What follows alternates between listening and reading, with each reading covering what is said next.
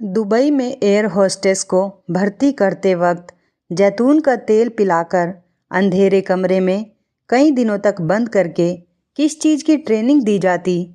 आज दुबई में air hostess की ट्रेनिंग के लिए मेरा पहला दिन था और मैं बहुत खुश और जोश में थी। बहुत इंतज़ार के बाद आखिर वो दिन आ गया था जब मेरे सपनों की तरफ आज मैंने अपना पहला कदम उठा लिया था। मेरे साथ 4 लड़कियां और थीं और आज से हमारे ग्रुप की ट्रेनिंग शुरू हो रही थी। हमसे पहले 2 ग्रुप ट्रेनिंग पूरी करके कामयाब हो चुके थे और आज तीसरा यानी हमारा ग्रुप मैदान में उतरा था। मैं तो कब से इसी दिन के इंतज़ार में थी कि कब वो दिन आएगा जब हमारी ट्रेनिंग शुरू होगी।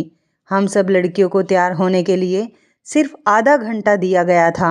आधे घंटे में हम सब लड़कियां तैयार होकर नीचे पहुंच गई। जब हम नीचे पहुंचे तो एक गाड़ी में मैडम ने हम चारों लड़कियों को बैठने का इशारा किया। मुझे वो गाड़ी और गाड़ी वाला बहुत अजीब लगे थे, मगर मैडम की बात हम नहीं टाल सकते थे, इसलिए हम सब चुपचाप गाड़ी में बैठ गए। हमारी गाड़ी को एयरपोर्ट के बजाय एक अनजान रास्ते की तरफ जाते हुए देखकर मैं चौंक गई और आगे बैठी अपनी मैडम से मैंने पूछा, मैडम हम कहाँ जा रहे हैं? मेरे इस सवाल पर वो चेत कर बोली, ये तुम्हारा शहर नहीं बल्कि दुबई है। यहाँ की ट्रेनिंग के नियम अलग हैं, इसलिए चुप करके बैठी रहो। मैडम की डांट सुनकर मैं दूसरी लड़कियों के सामने शर्मिंदा हो गई थी। इसके बाद मैंने एक भी शब्द अपने मुंह से नहीं निकाला। सारे रास्ते मैं खामोश बैठी रही। गाड़ी काफ़ी देर चलती रही और फिर एक खास जगह पर आकर रुक गई। मैं चौंक गई कि हम ये कहाँ आ गए। ट्रेनिंग वाली मैडम ने हम सबको गाड़ी से उतरने का इशारा किया और हम उसके पीछे पीछे अंदर चले गए। इस अपार्टमेंट में ज़्यादातर अंधेरा ही था। वो हमें लेकर इस अपार्टमेंट के बेसमेंट में आ गई। थोड़ी देर में मैडम के 3 साथी भी वहाँ पर आ गए थे। उनके हाथ में एक बड़ी सी ट्रे थी जिस पर कुछ बोतलें रखी हुई थी। मैडम ने कहा, ट्रेनिंग से पहले कुछ दिन तुम लोगों को 2 हफ्तों के लिए एक टेस्ट देना होगा। मैं हैरान रह गई, ये कैसा टेस्ट? सारे टेस्ट पास करने के बाद ही हम लोग यहाँ तक पहुँचे हैं, फिर अब ये एक और टेस्ट।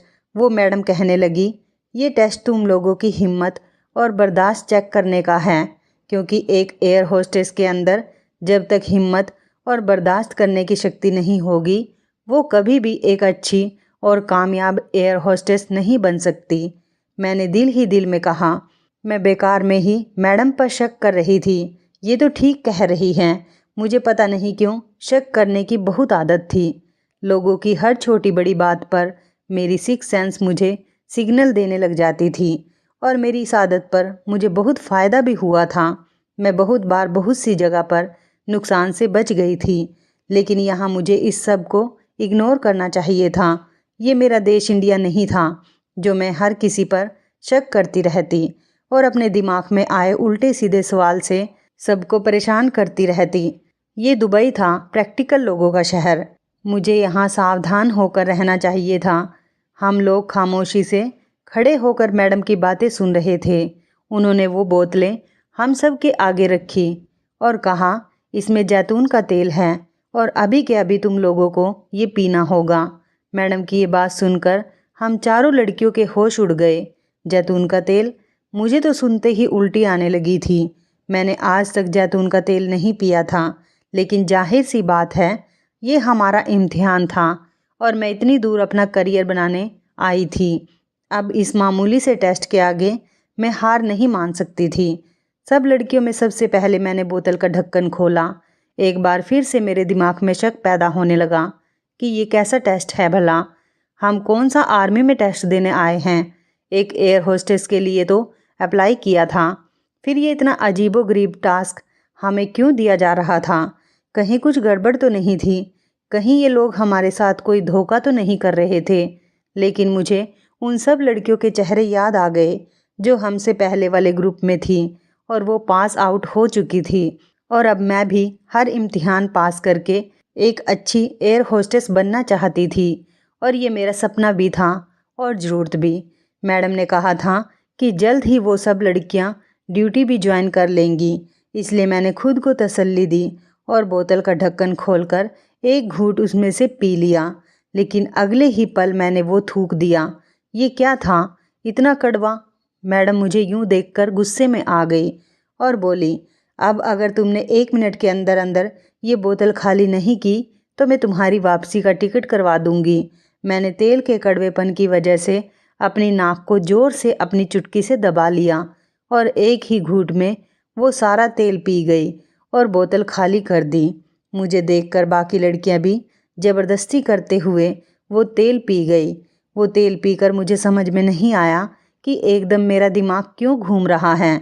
मैंने अपनी आंखें खुली रखने की बहुत कोशिश की, मगर मेरी आंखें बंद हुई जा रही थी। पता नहीं इस कड़वे तेल में ऐसा क्या था कि मुझे लग रहा था कि ज़मीन मेरे आगे घूम रही है। मैं शायद कुछ ही देर में गिर जाती, मगर मैडम ने अपने नौकरों को इशारा किया और कहा, इन लड़कियों को एक अंधेरे कमरे में छोड़ आओ।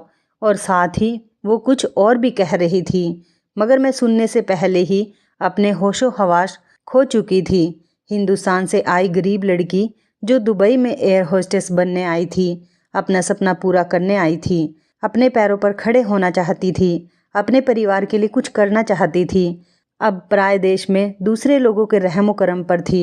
मेरा नाम सीमा है और मैंने एक गरीब घर में आँख खोली थी। मेरे पास सिर्फ एक ही खूबी थी कि मैं गरीब होने के बाद भी परियों की तरह दिखती थी। मैं बहुत खूबसूरत थी। जो भी मुझे एक बार देखता वो देखता ही रह जाता था। मैं बचपन से ही खूबसूरत थी।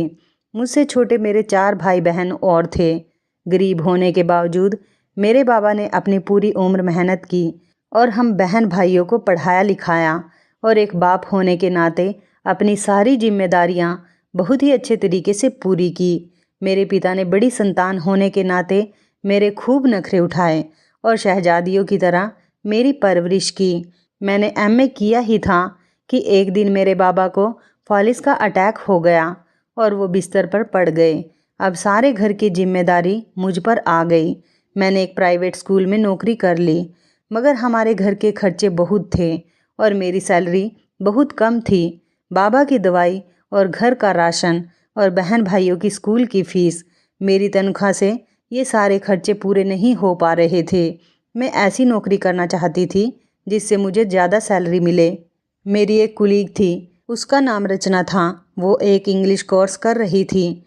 जब उसे मेरे घर के बारे में पता चला तो वो मुझसे कहने लगी, मैं तो ये कोर्स करके देश से बाहर चली जाऊंगी, वहाँ तो पैसा ही पैसा है। तुम भी विदेश में ही कोई नौकरी ढूंढ लो। तुम तो खूबसूरत भी हो और पढ़ी लिखी भी हो, तुम्हें तो बाहर कोई भी जॉब मिल जाएगी। उसकी बात सुनकर मैंने अपने सपने के बारे में सोचा। मेरा एयर होस्टेस बनने का बहुत शौक़ था। बचपन से ही मेरा सपना था कि मैं एक एयर होस्टेस बनूं। मैं अपने घर में अपने घर वालों को भी कहती रहती थी कि मैं एक एयर होस्टेस बनूंगी और कोई मुझे इस काम से नहीं रोके, क्योंकि हमारे ख़ानदान का माहौल बहुत तंग था। हमारे ख़ानदान की लड़कियों को विदेश जाकर जॉब करने की इजाज़त नहीं थी। लेकिन मेरे बाबा मुझसे कहते थे, मेरी प्यारी बेटी, जो बनना चाहे वो बन सकती है। मुझे अपनी बेटी के किसी भी काम से कोई ऐतराज़ नहीं होगा। मैं अपनी प्यारी बेटी के लिए अपने पूरे ख़ानदान से लड़ जाऊंगा। मगर हालात ही ऐसे हो गए कि मेरे बाबा को मौका ही नहीं मिला। मेरे बाबा के इलाज के लिए हमें बहुत सारे पैसों की ज़रूरत थी। इसलिए मैं अपने दोस्त की बातें सुनकर सोचने लगी कि मुझे भी इस देश से बाहर जाना चाहिए और अपने लिए एक अच्छी जॉब तलाश करनी चाहिए, ताकि मैं वहाँ जाकर अच्छे पैसे कमा सकूँ और अपने बाबा के इलाज के लिए भेज सकूँ। फिर यहाँ मेरे बाबा का अच्छे से इलाज हो जाएगा और मेरे भाई बहन भी पढ़ लिख कर कुछ बन जाएंगे। इसी इरादे से मैंने सोशल मीडिया पर नौकरियों के ऐड देखने शुरू कर दिए। मेरी कुलीग रचना मुल्क से बाहर चली गई तो उसने मुझे फ़ोन पर बताया था कि उसे एक बहुत अच्छी जॉब भी मिल गई। उसकी सैलरी भी अच्छी है। उसकी देखा देखी मेरे दिल में भी ख्वाहिश पैदा होने लगी कि मैं भी अपनी आमदनी बढ़ाने के ज़रिए पर गौर करूं। स्कूल की जॉब के पैसों से तो कुछ भी होने वाला नहीं। बाबा का इलाज, घर के खर्चे और छोटे भाई बहनों की पढ़ाई के खर्चे इतने कम पैसों में नहीं होने वाले। इन सब सोचों ने ही मुझे पागल कर रखा था। मैंने फेसबुक पर ऐसे पेजेस लाइक कर रखे थे जिससे मुझे दूसरे मुल्कों से आई हुई नौकरियों के बारे में पता चलता रहता था। मुझे नौकरी मिलना मुश्किल नहीं था, लेकिन मेरे पास ना वीज़ा था और ना ही पासपोर्ट, इसलिए मैं दिल मसोस कर रह जाती थी। एक दिन मैं यूं ही फेसबुक पर स्क्रॉल कर रही थी। मेरी नज़रों के आगे एक इश्तिहार आया। उस पेज पर लिखा था कि दुबई एयरलाइन में एयर होस्टेस बनने का मौका। पूरे हिंदुस्तान से लड़कियां अप्लाई कर सकती हैं और सबसे अच्छी बात इसमें यह थी कि वीज़ा और पासपोर्ट बनाना कंपनी की जिम्मेदारी थी और टिकट की जिम्मेदारी भी उन्हीं के हाथों में थी। हमारा कोई भी पैसा खर्च नहीं होता। ये इश्तिहार देखकर मैं तो बहुत खुश हो गई। मुझे लगता था कि भगवान ने मुझे मेरे सपने तक पहुंचने का रास्ता दिखा दिया था, क्योंकि मुझे सिर्फ वीज़ा और पासपोर्ट की वजह से ही बाहर जाने में प्रॉब्लम हो रही थी।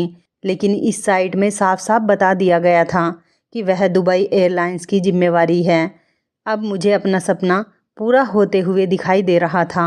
मैंने बिना सोचे समझे अपनी उम्मीदों के सहारे अप्लाई कर दिया। मुझे अपने ऊपर पूरा भरोसा था कि मैं इस टेस्ट में पास हो जाऊंगी, क्योंकि जो खूबी भी एयर होस्टेस के अंदर होनी चाहिए वो सब मुझ में थी। जितनी पढ़ाई और कद मांगा गया था, मेरा कद उतना ही था। जो जो बातें उन्होंने अपनी ऐड में मांगी थी वो सब मेरे अंदर थी। मैं हर रोज़ अपने घर में सुबह शाम भगवान से प्रार्थना करती कि मुझे इंटरव्यू के लिए कॉल आ जाए, और आखिर मेरी दुआ भगवान ने सुन ली। मुझे इंटरव्यू के लिए कॉल आ गई। एयरलाइन को अलग अलग देशों से लड़कियां चाहिए थी और हिंदुस्तान से सिर्फ 4 लड़कियां चाहिए थी, और हज़ारों ने अप्लाई किया हुआ था और इंटरव्यू के लिए 100 लड़कियां आई थी। जब मैं इंटरव्यू के लिए उनके ऑफिस में पहुंची तो मैंने देखा वहां बहुत सारी लड़कियां थीं, लेकिन इतनी लड़कियों को देखकर भी मेरा कॉन्फिडेंस ख़त्म नहीं हुआ, क्योंकि इतनी लड़कियों में से कोई भी लड़की मुझ जैसी खूबसूरत नहीं थी, सिवाय एक लड़की के। उस लड़की को मैंने गौर से देखा। वह बहुत खूबसूरत थी। वो हिंदुस्तान की लग ही नहीं रही थी। ऐसा लग रहा था जैसे वो कहीं बाहर से आई हो। मुझे उसे देखकर बेचैनी हुई, मगर फिर सोचा कि इनको 4 लड़कियां चाहिए और उन चारों में से एक लड़की तो मैं ज़रूर होंगी। मैंने भगवान से प्रार्थना करनी शुरू कर दी। मेरा इंटरव्यू हुआ और बहुत अच्छा हुआ। मैंने हर सवाल के जवाब बहुत कॉन्फिडेंस से दिए। इंटरव्यू के बीच में मैं बिल्कुल भी नहीं घबराई। लगभग 3 हफ्तों के बाद मुझे कंपनी की तरफ से कॉल आई कि दुबई एयरलाइन ने मुझे सेलेक्ट कर लिया। अब मैं वहां जाकर एयर होस्टेस बन सकती थी। इस कॉल के बाद मैं बहुत ज़्यादा खुश थी। मैंने अपने माँ बाप को इस सब के बारे में बताया तो वो लोग भी बहुत ज़्यादा खुश हुए। मेरी माँ को थोड़ी टेंशन भी हो रही थी कि मैं अकेली विदेश में रहूँगी। पता नहीं वहाँ के लोग कैसे होंगे, मैं कैसे सब कुछ मैनेज कर पाऊँगी। लेकिन मैंने माँ को समझा दिया और मेरी माँ भी मेरी बात समझ गई। एक तो ये नौकरी देश से बाहर थी और थी मेरी पसंद की, इसलिए मैं जल्द से जल्द वहाँ जाना चाहती थी और एयर होस्टेस बन के बहुत सारा पैसा कमाना चाहती थी। कुछ ही दिनों में मेरा वीज़ा और पासपोर्ट बन गया। मेरे अलावा 3 लड़कियां और थीं और एक लड़की वही थी जिसके बारे में मुझे यकीन था कि वो ज़रूर इस टेस्ट में कामयाब होगी। उसका नाम पूजा था और दूसरी लड़की का नाम प्रिया था। हम चारों एयरपोर्ट पहुँचे। वहाँ पहले से एक आदमी हमें लेने के लिए खड़ा था। हम चारों की खुशी का कोई ठिकाना ही नहीं था। मैं बहुत खुश थी कि अब मेरे सारे सपने पूरे हो जाएंगे और मेरे बाबा का इलाज भी अब अच्छे से हो जाएगा और मेरे भाई बहन भी एक अच्छे स्कूल में पढ़ सकेंगे। हम सोच रहे थे कि हमें एक होटल में ले जाया जाएगा, मगर हम एक ऊंची और बहुत ही अच्छी बिल्डिंग के एक बड़े से अपार्टमेंट में चले गए। वहां जाकर देखा तो और भी बहुत सारी लड़कियां थीं जो ज़्यादातर पाकिस्तान और बांग्लादेश से आई थी। दुबई ने इस बार एशिया की लड़कियों को भी मौका दिया था। हम सब वहाँ 10 लड़कियाँ थीं। हमें कहा गया कि हम तब तक यहीं रहेंगे जब तक बाकी लड़कियाँ नहीं आ जाती। जैसे ही सब लड़कियाँ आ जाती हैं तो हम सभी लड़कियों की ट्रेनिंग शुरू कर दी जाएगी। इस समय पता नहीं क्यों मेरे दिल में बहुत ही अजीबोगरीब ख्याल आ रहे थे कि हमें यहाँ रखने का आखिर इन लोगों का इरादा क्या था। मेरे साथ आई हुई प्रिया भी मेरी तरह ही डर रही थी, लेकिन पूजा बहुत आराम और सुकून से थी। उसे किसी चीज़ का डर नहीं था। वो कहने लगी कि मैं ये बिल्डिंग घूमने जा रही हूँ, तुम लोग मेरे साथ चलोगे या नहीं। लेकिन मेरा ध्यान अभी सिर्फ इस बात पर था कि ये हमारे घर वालों से हमारी बात कब करवाएंगे, क्योंकि यहाँ आते ही इन लोगों ने हमारे मोबाइल्स ले लिए थे। हमें कहा गया था कि ट्रेनिंग के बीच में हमें मोबाइल फ़ोन रखने की इजाज़त नहीं होगी। जब सब एयर होस्टेस बन जाएंगी तो हमें सारी फैसिलिटीज़ मिलेगी। ये बात तो मुझे पहले से ही पता थी कि हमारे फ़ोन ले लिए जाएंगे, इसलिए मेरे समेत किसी भी लड़की को इस बात पर कोई ऐतराज़ नहीं हुआ कि मैं यहाँ पर पहुँचने की खबर अपने घर वालों को दे देती तो वो लोग भी परेशान नहीं होते, क्योंकि मेरी माँ मेरे यहाँ आने से पहले मेरे लिए बहुत चिंतित थी। लेकिन कुछ ही देर बाद हम सब की हमारे घर वालों से बात करवा दी गई। अगले दिन भी 5 लड़कियाँ यहाँ आई थी।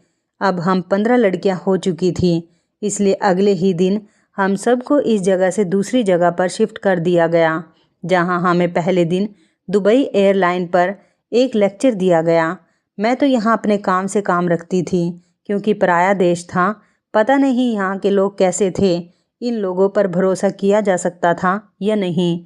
लेकिन पूजा की कोशिश थी कि सभी लड़कियों से उसकी दोस्ती हो जाए, और तो और हम जिस जगह थे वहाँ के गार्ड से भी वो ज़्यादातर हंसी मजाक की बातें करती रहती थी। एक दिन लेक्चर देने के बाद फिर 2 दिन वैसे ही गुजर गए।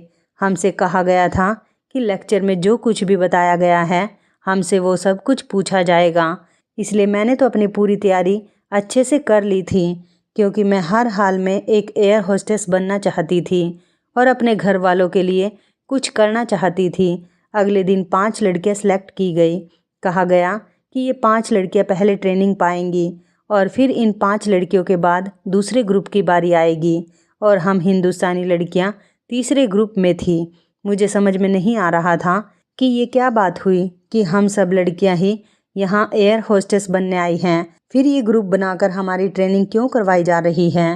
पूजा ने मुझे समझाया कि यह हमारा देश नहीं है, कुछ भी उल्टा सीधा इन लोगों के खिलाफ मत बोलो, हो सकता है यहाँ ट्रेनिंग इसी तरह से दी जाती हो। पता नहीं किसने किस अंदाज में ये बात ट्रेनर तक पहुँचाई थी कि हमारी मैडम मुझ पर बरस पड़ी और कहने लगी, अगर तुम्हें हम पर इतना ही शक है और तुम्हें एयर होस्टेस नहीं बनना तो अपने देश वापस जा सकती हो। और उन्होंने सबके सामने मुझे बहुत डांट और फटकार लगाई।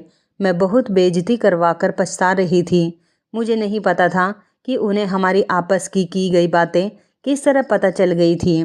पूजा ने कहा कि मैंने तो तुम्हें पहले ही समझाया था, अगर तुम कुछ ऐसा वैसा करोगी तो ये लोग तुम्हें डिपोर्ट कर देंगे। यहाँ इन सारी लड़कियों में कोई एक लड़की ऐसी ज़रूर है जो यहाँ की खबरें उन्हें देती हैं, इसलिए तुम अलर्ट रहना। मैंने दिल ही दिल में कहा, क्या पता वो लड़की तुम ही हो जो सब कुछ उन्हें बताती है। पूजा की हरकतें मुझे बहुत अजीब लगती थी। वो सारा दिन उन लोगों के आगे पीछे घूमती रहती थी।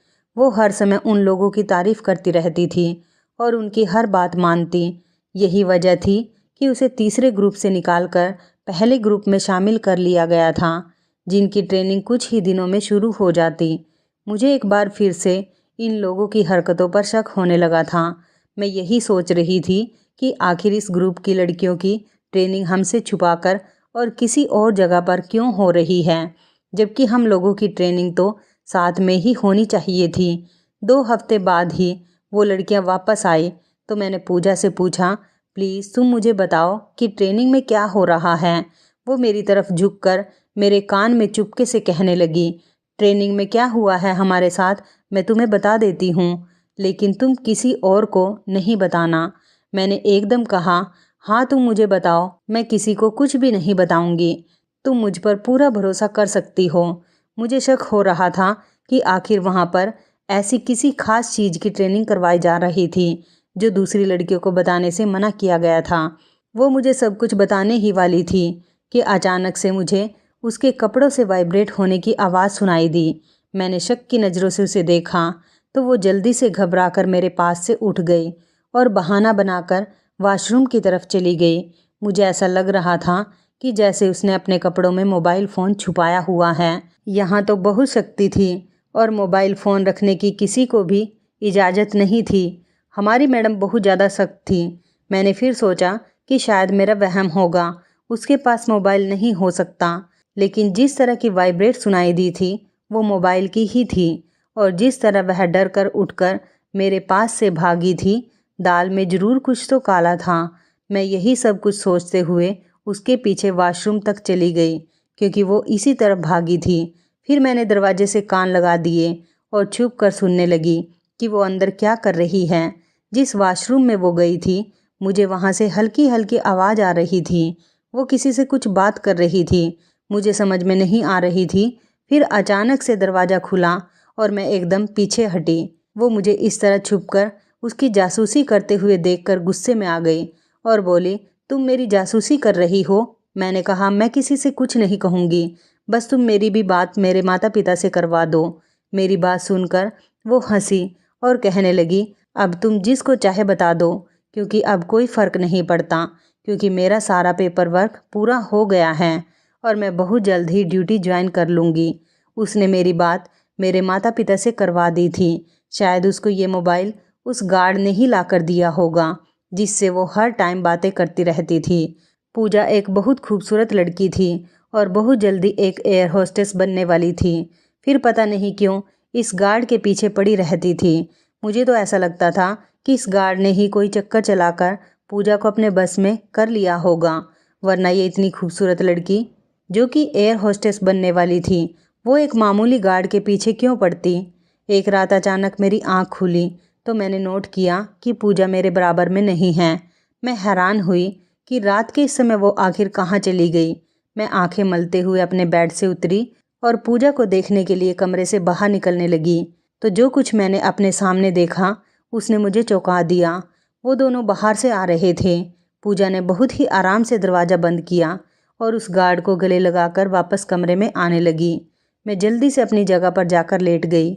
रात के इस समय वो दोनों बाहर से आ रहे थे, लेकिन वो बाहर करने क्या गई थी, और वो भी इस गार्ड के साथ। असल में यहाँ से हम लोगों का निकलना मना था।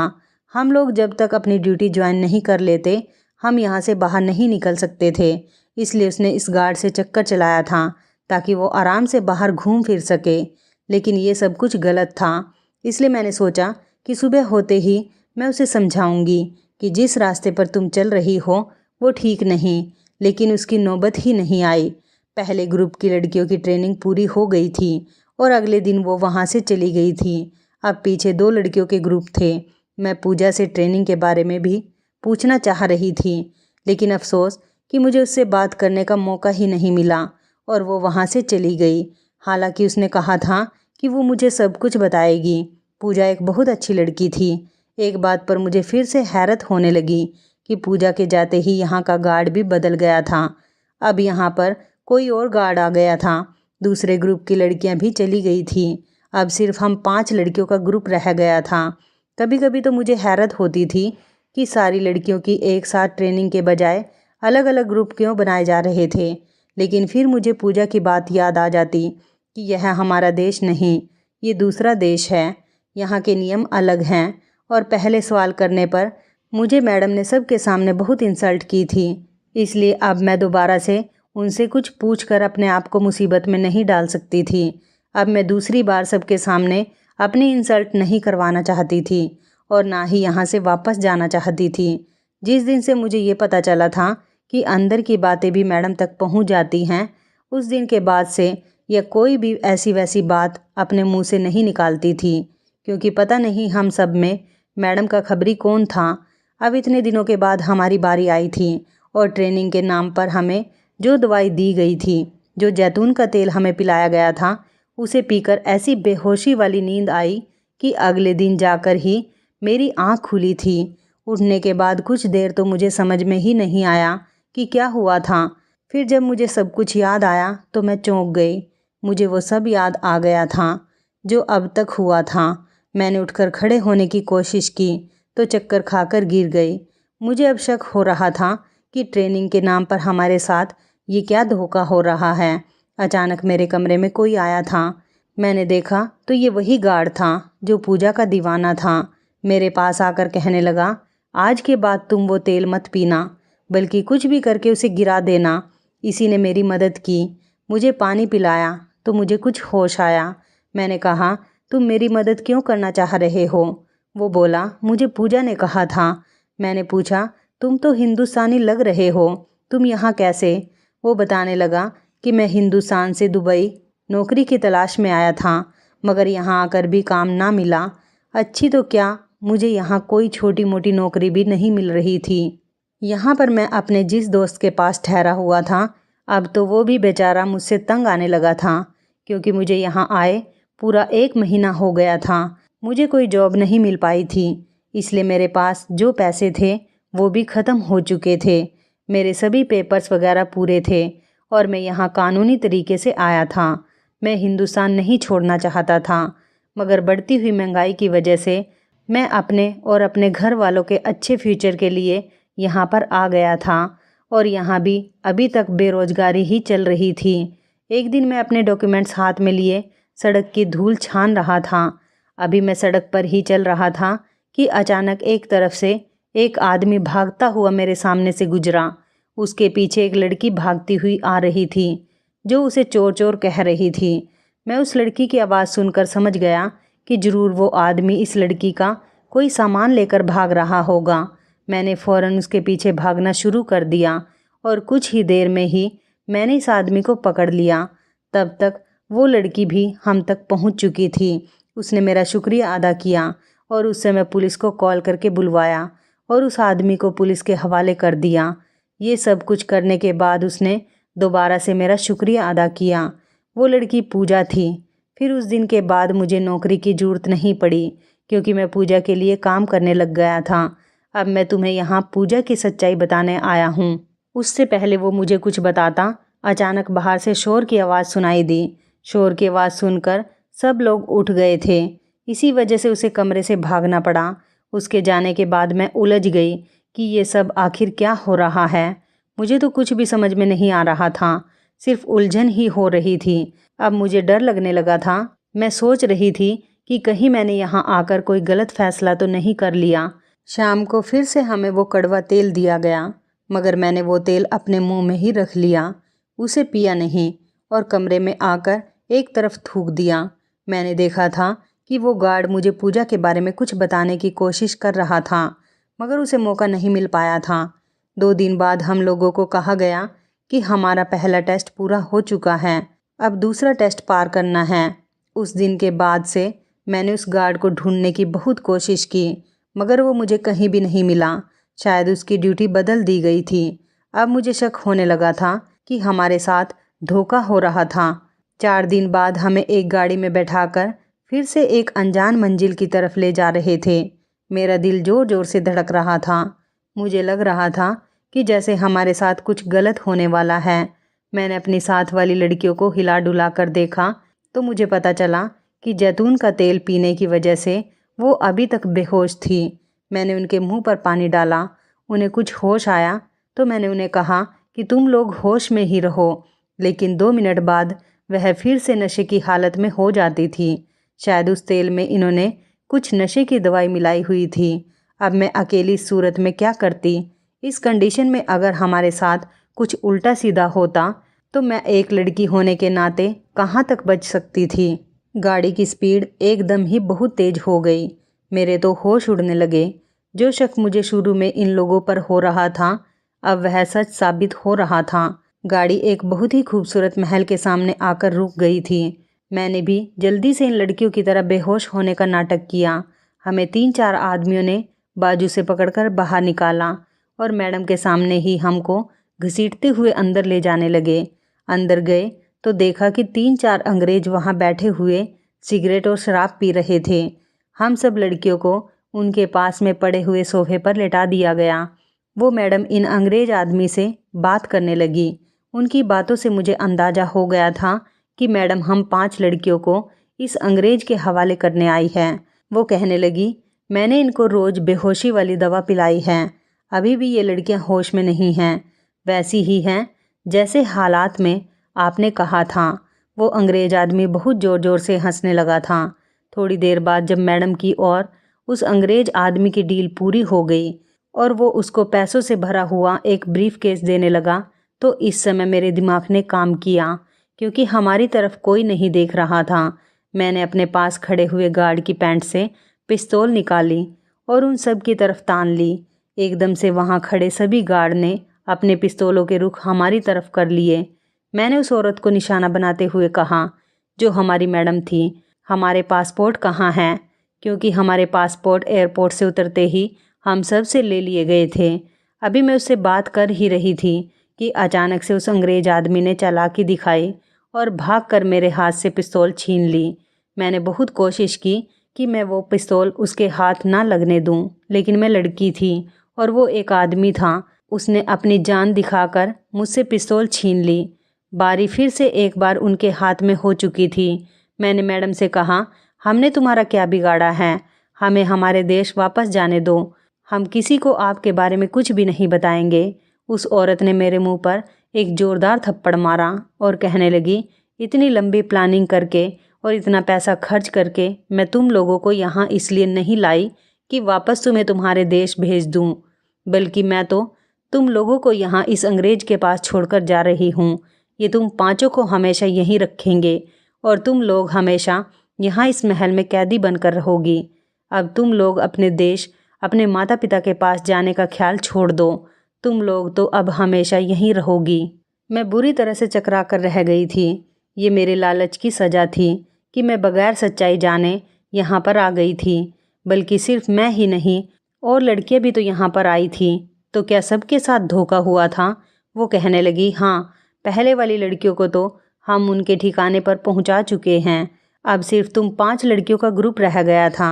हमने तुम्हें धोखे से यहाँ बुलाया ताकि तुम्हारा सौदा कर सकें, और तुम सब की सब बेवकूफ़ लड़कियाँ नौकरी के लालच में आकर, बिना सच्चाई जाने हमारी बातों में आकर यहाँ पर आ गई। आज मैंने तुम लोगों को इस अंग्रेज के हवाले कर दिया। अब मैं चलती हूँ, तुम लोग यहीं रहो हमेशा के लिए। वो नोटों से भरा बैग उठाकर जाने ही लगी थी कि अचानक सामने से आवाज़ आई, इतनी जल्दी भी क्या है मैडम? मैंने देखा तो मैं हैरान रह गई। सामने पूजा खड़ी थी, लेकिन उसके साथ बहुत सारे आदमी थे और उन सब आदमी के हाथ में गन थी। वो मैडम पूजा को देखकर हक्का बक्का रह गई। कहने लगी, तुमको तो मैंने बेच दिया था ना, तुम यहाँ कैसे? तुम उस आदमी की कैद से कैसे निकल आए? तुम्हारा तो वहाँ से बाहर निकलना नामुमकिन था, फिर तुम यहाँ कैसे? पूजा कहने लगी कि मुझसे मिलो, मैं हूँ पूजा फ्रॉम दुबई पुलिस फोर्स। बहुत टाइम से हमारे पास रिपोर्ट आ रही थी कि बहुत से गिरोह हैं जो दूसरे देशों से लड़कियां लाते हैं, उन्हें नौकरी का लालच देकर यहाँ दुबई लाते हैं और फिर बेहोशी वाली दवाई खिलाकर उनको कमज़ोर कर देते हैं ताकि वो अपने बचाव के लिए कुछ नहीं कर सके, और उनके पासपोर्ट और मोबाइल भी ले लिए जाते हैं ताकि वो किसी से कांटेक्ट नहीं कर सके और ना ही यहाँ से वापस जा सके। इसलिए इस खतरनाक गिरोह को पकड़ने के लिए पुलिस ने एक प्लान बनाया ताकि पता लगाया जा सके कि आखिर इस घटिया काम में कौन कौन मिला हुआ है। बस फिर मैं एक हिंदुस्तानी लड़की बनकर तुम लोगों के अंदर घुसती और सारी इन्फॉर्मेशन तुमसे निकालकर अपने साथियों को देती रही। तुमने पिछले 2 ग्रुप जो लड़कियों के बेचे थे, उन्हें हम आज़ाद करवा चुके हैं। अब वो लड़कियां सही सलामत अपने माँ बाप के साथ अपने घर पर हैं। आज बस इस अंग्रेज और तुमको रंगे हाथों पकड़ना था, इसलिए मैं इतने दिनों से चुपचाप तुम लोगों का तमाशा देख रही थी। उसने अपने साथियों को आगे बढ़ने और इन दोनों को गिरफ्तार करने का इशारा किया। उस औरत को यकीन नहीं आ रहा था कि वो रंगे हाथों पकड़ी गई है और अब उसे जेल होने वाली है। अब वो अपनी जीती हुई बाजी हार गई थी। मैंने पूजा का शुक्रिया अदा किया। पूजा कहने लगी, गरीब लड़कियां लालच में आकर ऐसे फ्रॉड का शिकार होती हैं और फिर यहीं सारी ज़िंदगी के लिए कैद होकर रह जाती हैं। तुम जैसी लड़कियों को सोच समझकर कदम उठाना चाहिए। कोई भी फैसला करने से पहले छानबीन कर लेनी चाहिए और फिर किसी पर भरोसा करना चाहिए। मैंने पूजा से कहा कि तुम ठीक कह रही हो। आज के बाद मैं जल्दबाजी में और लालच में आकर कोई भी ऐसा कदम नहीं उठाऊंगी जिससे मुझे बाद में पछताना पड़े। कुछ ही दिनों के बाद दुबई पुलिस ने हमें वापस अपने देश और अपने माता पिता के पास भिजवा दिया था। ये मेरी ज़िंदगी की एक बहुत ही कड़वी सच्चाई थी। मेरी ज़िंदगी और मेरी इज्जत बाल बाल बची थी। तो इस कहानी के बारे में आपकी क्या राय है? कमेंट करके ज़रूर बताइएगा। दोस्तों, आपको हमारी ये मज़ेदार कहानी कैसी लगी? आप हमें कमेंट बॉक्स में ज़रूर बताएं। यदि आपके पास भी ऐसी कोई प्यारी सी कहानी है या फिर ऐसी कोई कहानी जिससे कुछ शिक्षा मिले तो आप हमारे साथ उसको ज़रूर शेयर करें। दोस्तों, यदि आपको हमारी ये वीडियो अच्छी लगे तो आप हमारी इस वीडियो को लाइक शेयर ज़रूर करें और ऐसी ही दिल को छू लेने वाली प्रेरणादायक कहानियाँ सुनने के लिए हमारे चैनल को भी सब्सक्राइब करें। यदि आप हमें फेसबुक पर देख रहे हैं तो आप हमारे फेसबुक पेज को लाइक और फॉलो ज़रूर करें। तो दोस्तों, फिर मिलते हैं ऐसी ही ज़बरदस्त कहानी या टिप्स के साथ नई वीडियो में। तब तक के लिए धन्यवाद। आप सभी अपना ख्याल रखना। आपका दिन शुभ व मंगलमय हो।